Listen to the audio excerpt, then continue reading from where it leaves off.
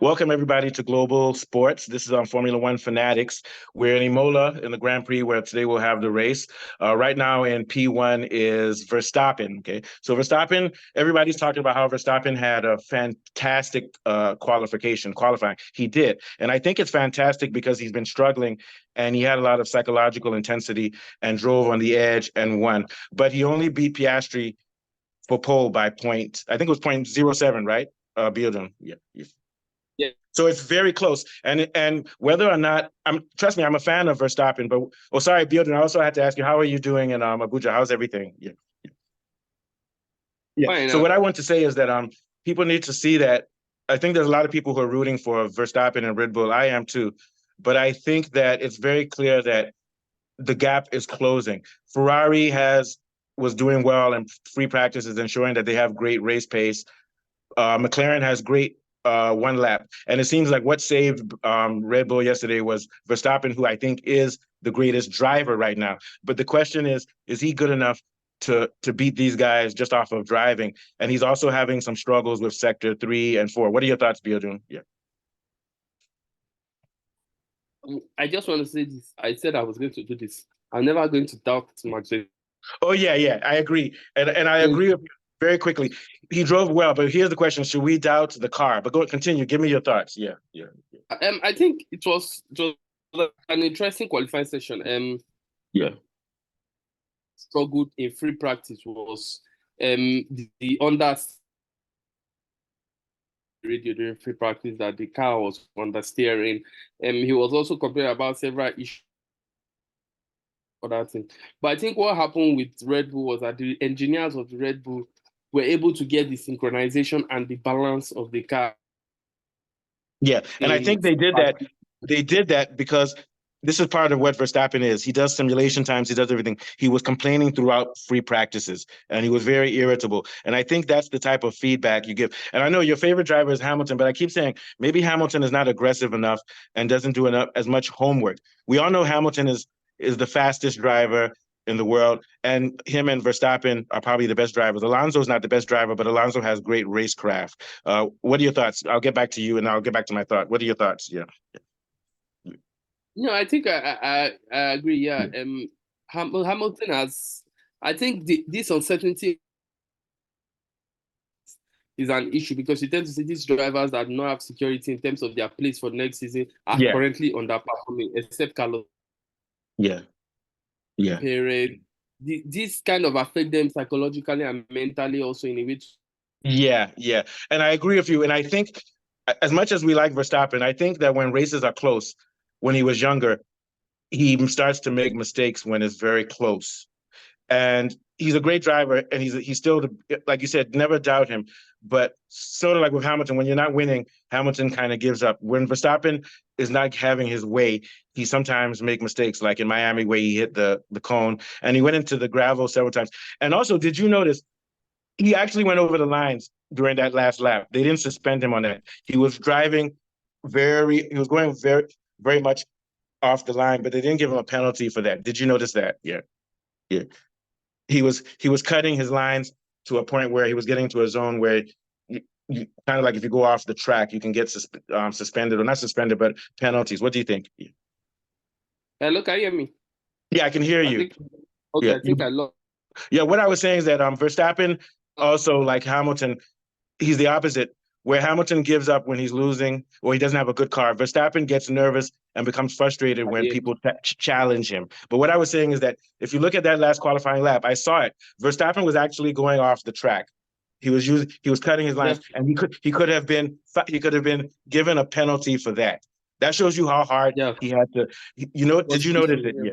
And I have to say, some of his fans, like Peter Windsor and them, they said, "Oh, we can't tell because it's camera. We don't know." To me, it was clear because even before I heard of the strategy, I was thinking, man, he's getting very close to the gravel. Verstappen with his qualifying when he was going on the corners, whereas Piastri is very smooth, and Piastri was able to find lines, and he was able to anticipate and have like less tire wear and less what you call it, not aggression, but less instability. He had a smoother, straighter line, and that's why he was having faster times in sector 3 and 4. What do you think? Yeah. Yeah, I think one. It was quite ironic that we thought Max had the best sector 2 and then Lando Norris in sector 3. Drivers took different racing line in each of the sectors that improved the time, but I think impacted the times in various other sections, various. Yeah. So what you're talking about is like in track and field. Sometimes some people have a very good start and they put a lot of power there, but then it affects their acceleration and their top speed. Where someone who has a gentler start will have a higher top speed, like at the end, like the guy who's number 1 now, Noah Lyles. So there may be a distribution of energy and it all balances out. But whatever that distribution of energy is, because we know that Verstappen was more than 2/10 ahead of everybody on sector 1. But by the time Piastri got 2 and 3, or I think it was 3 and 4, 2 and 3, is down to 0.07. So it seems like that's a predictable pattern. What do you think? Yeah. It's quite clear, but one important thing that the qualifying showed us was that the gap is not so much. It's not much. Yeah, for Ferrari, I think Science both messed up their qualifying in terms of the first sector. They didn't have a good first sector. They didn't even start the qualifying well. Yeah, to be honest with you, let me tell you the truth. Ferrari is going to be dangerous in the race because they have good race pace and everything. But for Ferrari and also for Leclerc and Lando Norris, they are never threats to do well in qualifying. What do you think? Yeah. I agree. I think qualifying is one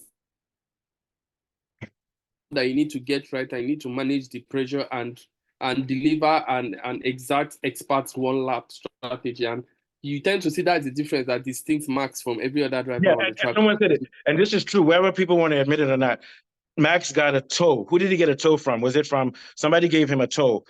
He caught the jet stream, and that's what gave.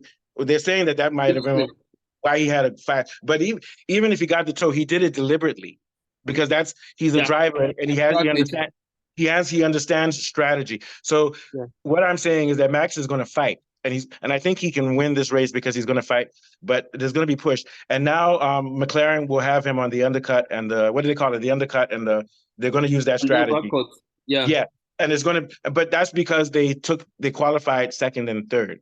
So qualifying is very important, and Ferrari needs to learn that. But Ferrari is doing well, and if I think Hamilton will win some races next year with that car. What do you think? Yeah. Hamilton getting into the Ferrari car, he will arouse a new confidence in him, and I know he will definitely get. Are able to do. Leclerc has not yet done this season. But if you look at the race circuit in Imola, it's also a circuit that is quite difficult. It's also very important. But like you said, you see Max winning. If Max gets a good start from pole and gets clear, he gets clear ahead, and then the air will be back. The pace of the race, and he's going to win the race because overtaking is. And also, like you mentioned, the stops for Red Bull are fantastic. So he's going to gain some time from that also. Yeah. But I don't think we're seeing Max at his best yet. He's still young. In a couple of years, he's going to take it to another level and fix other things. Because I think his only weakness now is that when he's under pressure, he makes mistakes at the corners sometimes. And also, Max breaks early on the corners, and you shouldn't be able to be that good. He's able to do that because he has so much energy and knows how to transfer energy. Usually, if you do like that, it's people who have late who break early like that don't tend to do well, but he does, which is sort of like a paradox. What do you think? Yeah. No, I think one thing Max has improved on his game is the late breaking. That style was actually invented, came into prominence. Many people know Lewis Hamilton breaking way later than even Lewis Hamilton in certain aspects of the race. Okay, so what you're saying then is that and that's why they always call him very. So are you saying that since the beginning of time, Max has been breaking late, or he's just started doing that now? Yeah. It's from the beginning of time. Although remember those periods when he started from like 1, when he's always having. Yeah. And because you'll cause accidents and things like that. Accidents. So the late breaking timing. That is what he has improved on when he won this World Championship. Yeah, and he's getting better. And we have to remember he's only 24. He's only 24. He's only 24. So, but I think the number one reason Max is so good, first of all, his parents are drivers, so he has the genetics. But I think it's because as soon as he finishes a race, he goes home and goes straight to the simulator. And that's what I'll review and see what he needs to improve on. Yeah. And then he starts the simulator for the next race, the next day. You get my point. And I think that's he's not distracted with any other extracurricular activities outside Formula One. Yeah. Like our friend Lando Norris, who drank alcohol and tore his face up. Sorry, Lando Norris. But anyway, so I had some questions for you. This is a very good show, but let's quickly say, so what are you seeing let's go to Tsunoda. To me, Tsunoda is the rookie, not the rookie. He's the most surprising driver of the year, but he shouldn't be surprising because he's been driving well for 3 years now, and the progress is showing. What do you think? Yeah, the Japanese wonder kid Yuki Tsunoda. We know came to Formula One, I think 2-3 years ago. I think one thing that really helped Yuki in qualifying was the upgrades RB brought into the race, and I think the upgrade really helped them. Like we said before, great teams were bringing in, and you could see that also came into play for Haas, finishing in P9. Hulkenberg and Magnussen also. Beside Piastri obstructing him, I'm sure Magnussen and Hulkenberg would have been in the top. And Red Bull is taking data from that, and they're going to promote it to their top team also. Later on. And the Ferrari engine is supplying the Haas. Yes, yeah. And no matter Haas, yeah. Those Haas guys, man, they're crazy. I think that they're in Formula One for entertainment. I mean, they're good drivers, but I think are they also owned by Americans like Man U? Yeah, they're owned by America. Haas is owned by America. To me, what Haas does in races, like all this causing trouble, I think it's on purpose because I've started watching more Haas videos, and both of them are funny. Magnussen and what's the other guy's name? They're funny. Kevin Magnussen and what's the? We're forgetting. We forgot Fangio. Now we're forgetting the other guy, Magnussen, and who's the other guy? We'll remember. But those guys Formula One needs those guys, but they need to be careful because they don't want to injure somebody. Yeah. But what's the other guy's name? Magnussen. I'll look for that. But but both of them. To be honest with you, we need them in Formula One. They're very, but also Haas is a good car, so they need to get a little bit more serious too. What do you think? Yeah. I think they've serious. They came with some upgrades in Imola, and like you said, those upgrades really helped them. But I think they need to back off on the aggression and just focus on some other things rather than because it's the drivers, it's the way the drivers drive. Yeah, those guys are something else. And you know what? That's how people like Senna and Schumacher were like that too. So those guys are like old school drivers. So very quickly, what's going on with Red Bull? Why were they struggling with those sectors? And what was the problem? We don't really know, but what's your theory about that? I think for Red Bull, part of that came was I think they were a bit overwhelmed by some of the upgrades their rivals were coming into Imola. They were overwhelmed a bit, so they were trying to do, and indirectly that led to so many issues with understeer, lack of balance, and So those are some of the things they were trying to cover up what every other teams would do, and they try and improve their car. So, but one thing they kind of did right after free practice 3 from the data Max and Sergio were balance and perform optimally. And I keep saying that like if you study any type of like economics or any science, things work in curves, waves. So what happens is you have great improvements, then you have a curve, then you move to a higher thing, then you have a plateau. So I still think Red Bull is still ascending, but they're having what you call growing pains. And I will say, I think the main thing with what's his name, Nui is an aerodynamics guru. He's beautiful. Yeah. And what I like about Nui, he's not a pure scientist. He's also an artist when it comes to it. But I do think that Verstappen has a high level of commitment. And also, as much as Horner is still a professional when it comes to that team as far as the development. So I think for years to come, you will still see Red Bull doing well. They'll do well. But I think that basically, like you said, these teams have their upgrades. But thanks to the work of Tsunoda and these guys on Red Bull team, their senior team will be having upgrades again. And I think that by the time we get to the European break, Red Bull will be at another level once the break is over. What do you think? Yeah. You're right. I think you're spot on in terms of that. I think for Red Bull,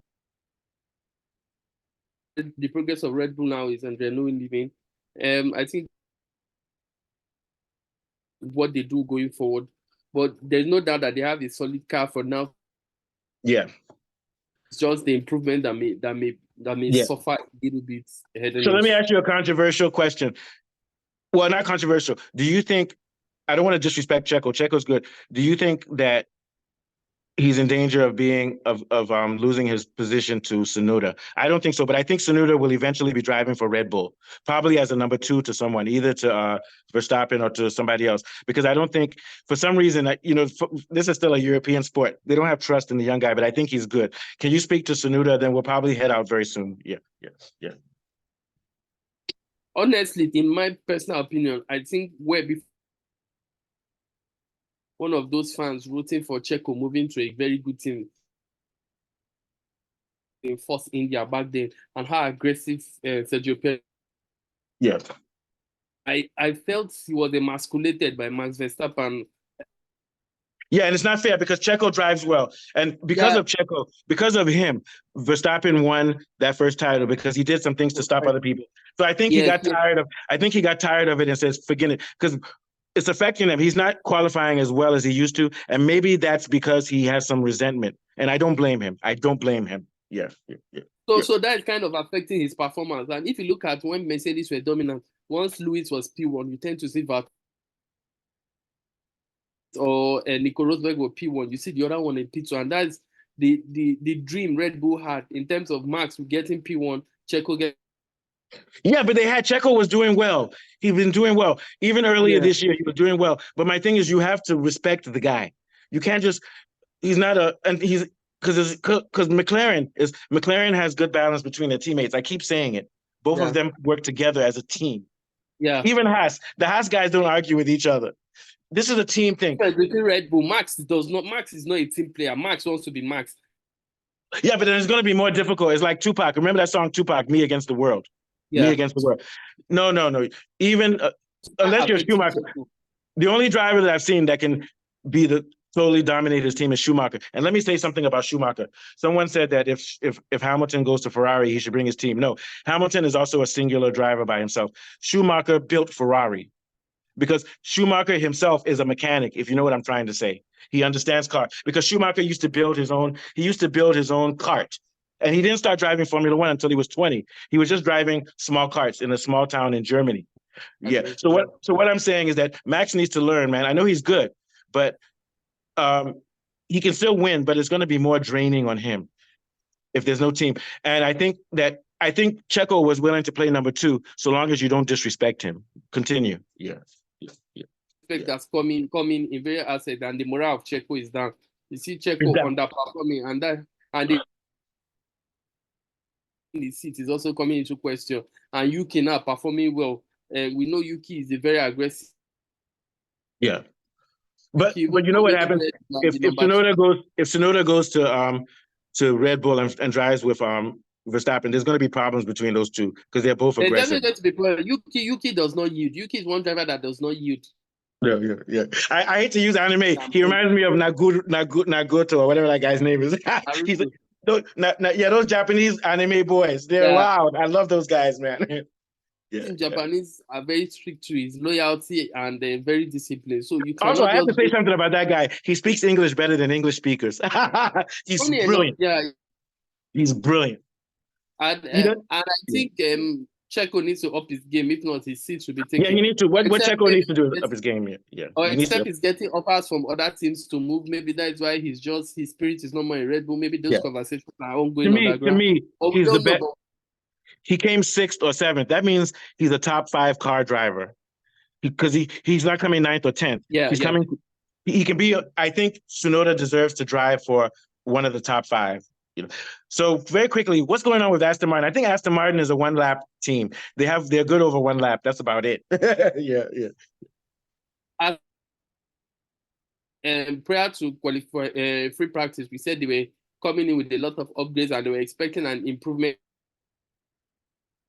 They've fallen behind because but we have not seen that for tenths of a second. It's as if they went back minus yeah, 2/10 of a second.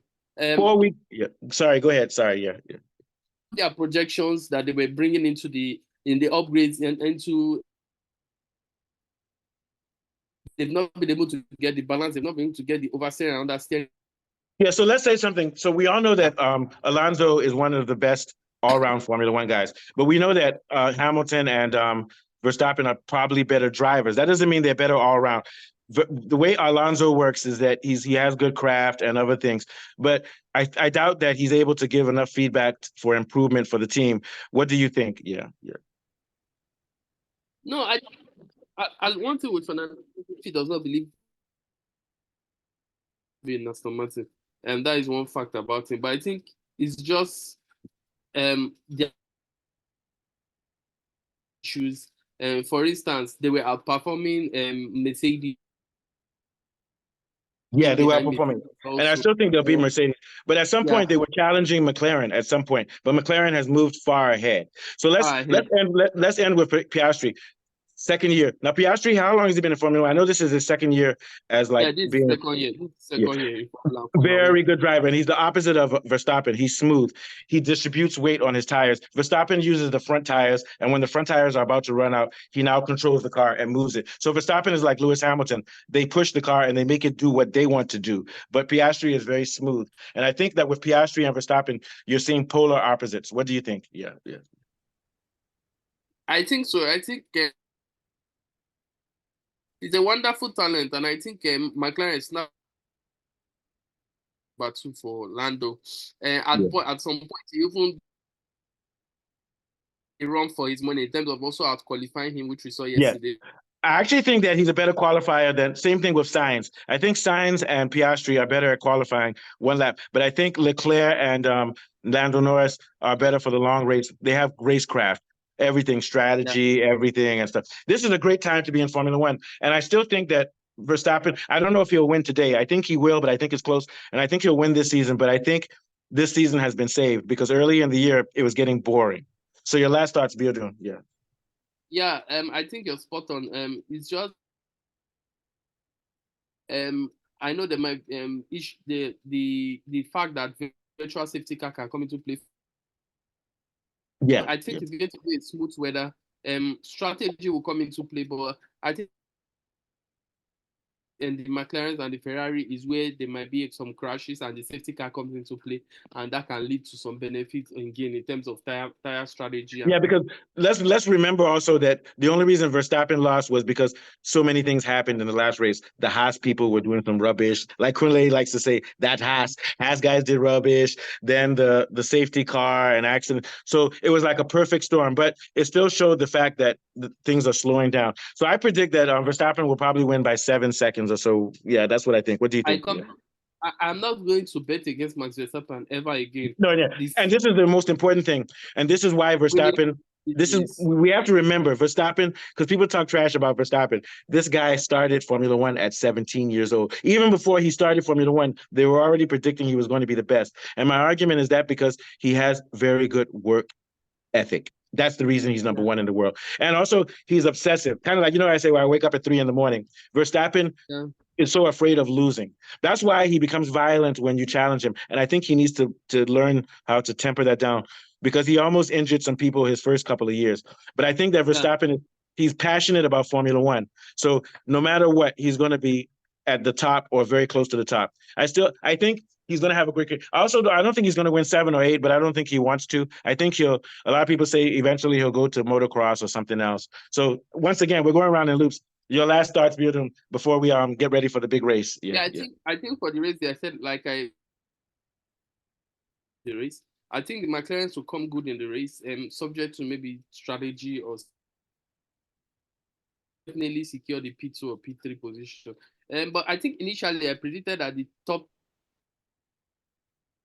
McLaren and Ferrari. I just want to see. To me, Ferrari has they make from Red Bull, McLaren, and Ferrari. Yeah, I think Ferrari has the fastest car right now.